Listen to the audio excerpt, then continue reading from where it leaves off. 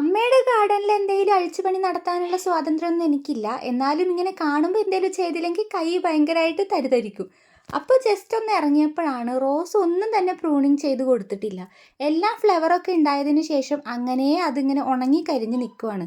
ആൾക്കിങ്ങനെ flower വെട്ടി കൊടുക്കുന്നതും pruning ചെയ്ത് കൊടുക്കുന്നതിനെ കുറിച്ചൊന്നും വലിയ ധാരണയില്ല. അതിപ്പോൾ എനിക്കും അങ്ങനെ തന്നെയായിരുന്നു. ഇതെല്ലാം വെട്ടിക്കൊടുത്താലേ പുതിയ നല്ല നല്ല കിളിർപ്പും നല്ല നല്ല ബ്രാഞ്ചസും മുട്ടുകളൊക്കെ വരുള്ളൂ എന്നൊക്കെ ഞാനും അറിഞ്ഞത് വളരെ ലേറ്റ് ആയിട്ടാണ്.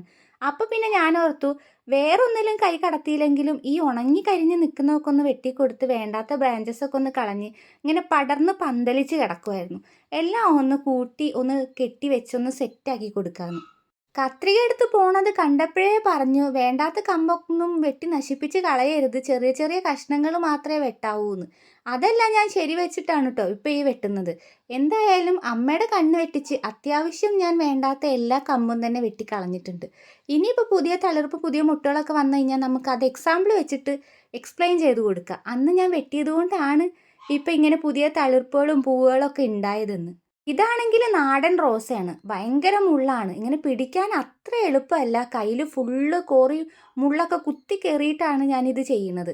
എന്തായാലും എല്ലാം ഞാൻ കെട്ടി ഇങ്ങനെ സെറ്റാക്കി കൊടുത്തിട്ടുണ്ട്. ഇത് വെട്ടി കൊടുത്തതിന് പുറകെ എന്തൊക്കെ കിട്ടുമെന്നറിയില്ല. എന്തായാലും അതും സെറ്റാക്കി.